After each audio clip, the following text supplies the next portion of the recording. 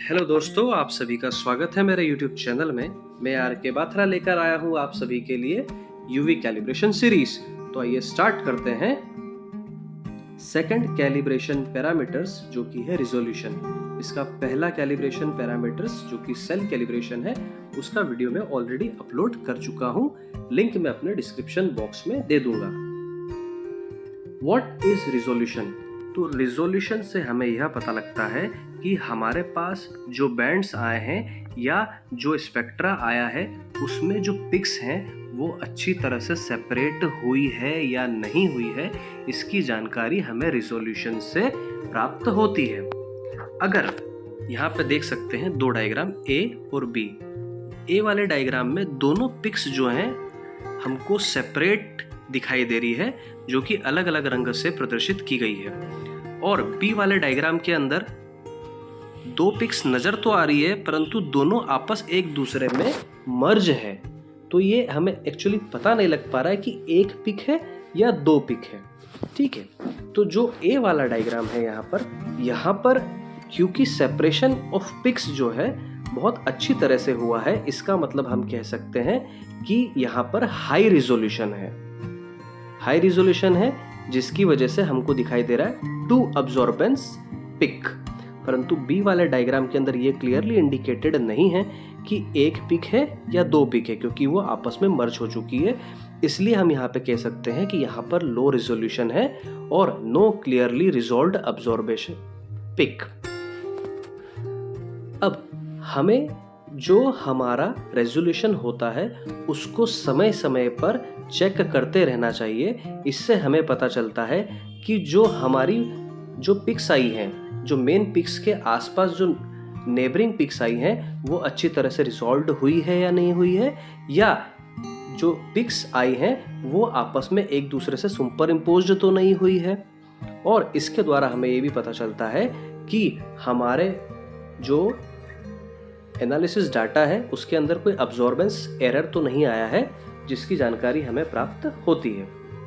अगर रिजोल्यूशन बहुत कम होता है, जैसे कि हमने जो डायग्राम देखे थे ए और बी, जहां पर बी वाले डायग्राम के अंदर रिजोल्यूशन बहुत कम था, तो उसकी वजह से हमारे पास जो स्पेक्ट्रल इंफॉर्मेशन होती है वो लॉस्ट हो जाती है।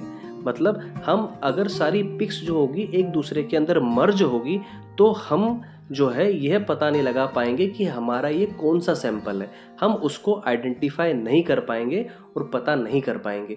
इसलिए रिजोल्यूशन हाई होना चाहिए, जो कि 1.5 से कम कभी नहीं होना चाहिए। अगर हमारा रिजोल्यूशन 1.5 से ज़्यादा रहेगा तो इसका मतलब जो है हमारा रिजोल्यूशन हाई है, सही है, और हमें अच्छी पिक्स प्राप्त होंगी। रिजोल्यूशन को करने के लिए हमें दो रिएजेंट्स की आवश्यकता होगी। एक होगा टोल्विन और दूसरा एनहेक्सेन। हमें एक चीज का बहुत ही ध्यान रखना है कि दोनों ही रिएजेंट स्पेक्ट्रोस्कोपिक ग्रेड के होना चाहिए। अब हमें 0.02% टोल्विन इन एनहेक्सेन का मिक्सचर बनाना है, जिसके लिए हमें 250 ml वॉल्यूमेट्रिक फ्लास्क और 1 ml की पीपेट की आवश्यकता होगी। इन दोनों ही ग्लासवेयर्स को हमें सबसे पहले अच्छी तरह वॉश कर लेना है। सबसे पहले हम इसे सोप सॉल्यूशन से वॉश करेंगे, फिर 2 से 3 बार पानी से धो लेंगे और अंत में हम मिथनॉल से अच्छी तरह वॉश करने के बाद ओवन में ड्राई कर लेंगे। जब ये अच्छी तरह ड्राई हो जाएंगे तो कुछ देर इसे हम ठंडा करेंगे और ठंडा करने के बाद हम आगे की प्रोसेस करेंगे। जब ये अच्छी तरह ठंडे हो जाएंगे तब हम कुछ बीकर लेंगे। अब एक बीकर के अंदर हमें टोल्विन लेना है और टोल्विन लेने के बाद हमें जो हमारी पीपेट है उसको 2 से 3 बार टोल्विन से रिंस कर लेंगे। जब वो अच्छी तरह रिंस हो जाएगी तो हम ये वाला टोल्विन जो हमने बीकर में लिया इसको डिस्कार्ड कर देंगे और नया टोल्विन हम इस बीकर के अंदर ले लेंगे। इतना करने के बाद हम हमारी जो पीपेट है उसके अंदर 0.5 ml टोल्विन लेंगे और उसे हम ट्रांसफ़र कर देंगे 250 ml का जो वॉल्यूमेट्रिक फ्लास्क है उसके अंदर। इतना करने के बाद जब ये अच्छी तरह पूरी तरह ट्रांसफ़र हो जाएगा तो फिर हम उसको जो हमारा वॉल्यूमेट्रिक फ्लास्क है बीकर की सहायता से एनहेक्सेन ट्रांसफ़र करेंगे वॉल्यूमेट्रिक फ्लास्क के अंदर। तब तक ट्रांसफ़र करते जाएंगे जब तक वो कैलिब्रेशन मार्क तक पूरा भर ना जाए। जब ये पूरी तरह कैलिब्रेशन मार्क तक भर जाएगा तब इस वॉल्यूमेट्रिक फ्लास्क के ऊपर जो स्टॉपर होता है उसे लगाकर हम अच्छी तरह शेक कर देंगे। तो ये हमारा एक सॉल्यूशन हो जाएगा, ये एक मिक्सचर हो जाएगा। अब इतना करने के बाद ये जो सॉल्यूशन हमने बनाया है, इस सॉल्यूशन में से हमें 10 ml पिपेट आउट करना है। एक दूसरी पिपेट लेंगे 10 ml की, उसको पहले अच्छी तरह से रिंस कर लेंगे, इस मिक्सचर से भी रिंस कर लेंगे और रिंस करने के बाद हम 10 ml 250 ml वाले वॉल्यूमेट्रिक फ्लास्क में से 10 ml पिपेट आउट करेंगे और उस 10 ml को हम ट्रांसफ़र करेंगे 100 ml के वॉल्यूमेट्रिक फ्लास्क में। उसको वहाँ पे ट्रांसफ़र करने के बाद 100 ml के वॉल्यूमेट्रिक फ्लास्क में हम n-हेक्सेन को कैलिब्रेशन मार्क तक फिल कर देंगे। क्या करना है, 250 ml वाले फ्लास्क में से 10 ml पिपेट आउट करना है और 100 ml के वॉल्यूमेट्रिक फ्लास्क के अंदर ट्रांसफ़र करना है। जब पूरी तरह ट्रांसफ़र हो जाएगा तब हम n-हेक्सेन लेंगे और उसको बीकर की सहायता से 100 ml के वॉल्यूमेट्रिक फ्लास्क में तब तक फिल करते जाएंगे जब तक कि वो कैलिब्रेशन मार्क तक पूरा भर ना जाए।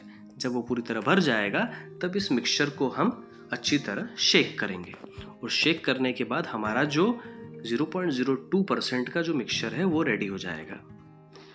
अब हमें आगे की प्रोसेस स्टार्ट करना है, तो उसके लिए हमें ध्यान रखना है कि हमारा जो मेजरिंग रेंज क्या होना चाहिए, क्या स्पीड होना चाहिए, वो यहाँ पे दे रखा है।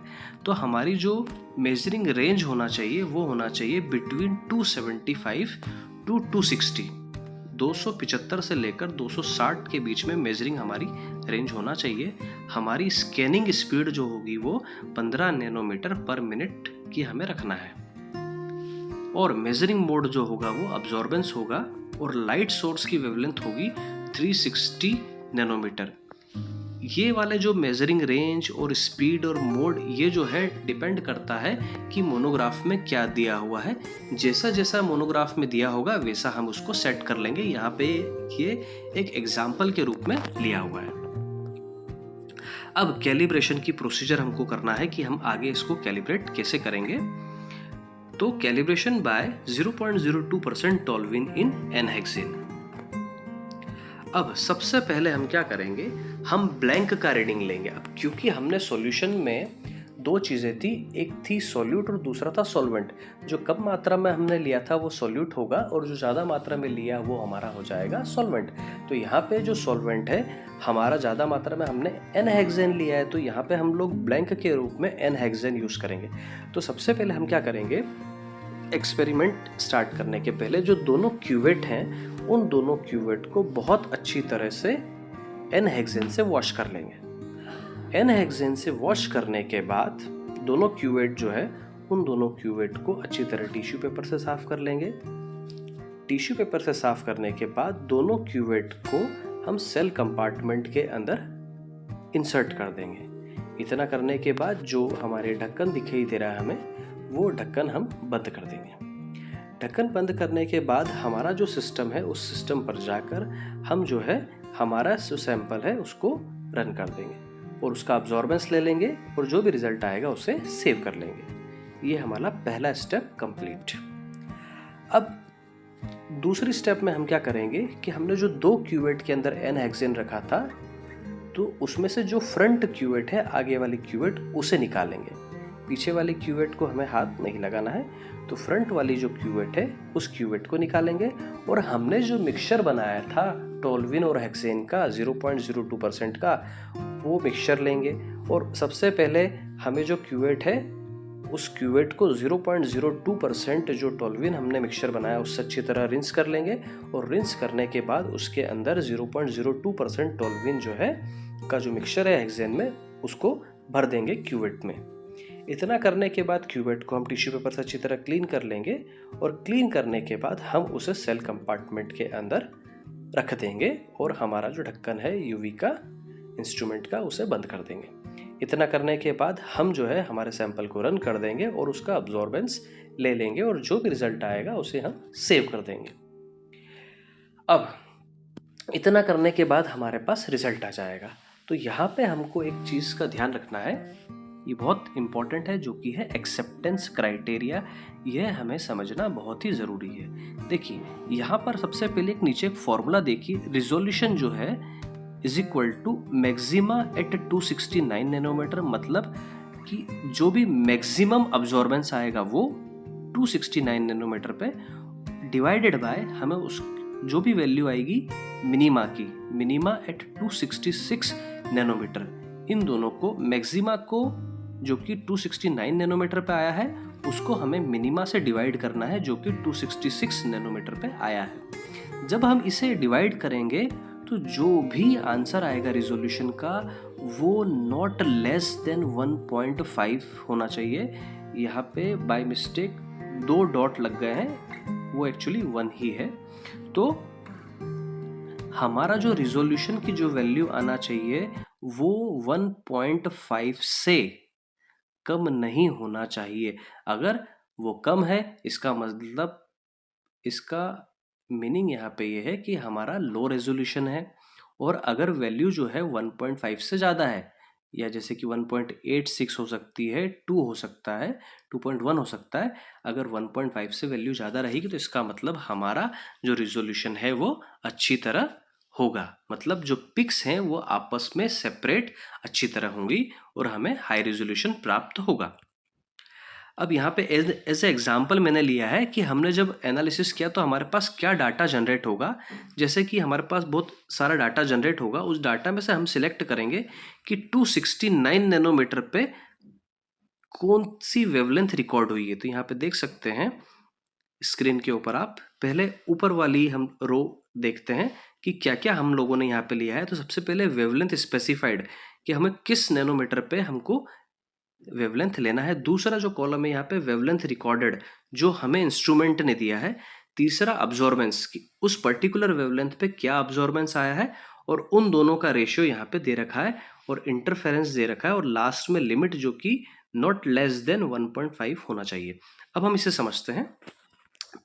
सेकंड वाला कॉलम देखेंगे, 269 नैनोमीटर हमने सेट किया था इंस्ट्रूमेंट में वेवलेंथ, परंतु उसने जो वेवलेंथ है वो कितने वेवलेंथ पे दिया, 268.9 नैनोमीटर, जो कि 269 के आसपास है, 268.9 which is near to the 269 nanometer. अब 268.9 नैनोमीटर पर जो अब्जॉर्बेंस दिया है वो कितना है, 0.3872, ये अब्जॉर्बेंस आया। इसी प्रकार ये हमारा मैक्सिमा है। उसी प्रकार जो हमारा मिनिमा है 266 नैनोमीटर, रिकॉर्डेड जो वेवलेंथ है वो है 266.4 नैनोमीटर पर। हमारा जो अब्जॉर्बेंस आया है वो 0.1828। तो हमारे पास मैक्सिमा का अब्जॉर्बेंस आ गया है, मिनिमा का अब्जॉर्बेंस आ गया है। तो जो मैक्सिमा का अब्जॉर्बेंस है 0.3872 को हम डिवाइड करेंगे 0.1828 से, तो हमारे पास यहाँ पे जो रेशियो आएगा वो आएगा 2.12, जो कि 1.5 से ज़्यादा है। तो इसका मतलब ये है कि हमारा जो रिजोल्यूशन है वो पास है, वो हमारा इंटरफेरेंस को कंप्लाइज कर रहा है।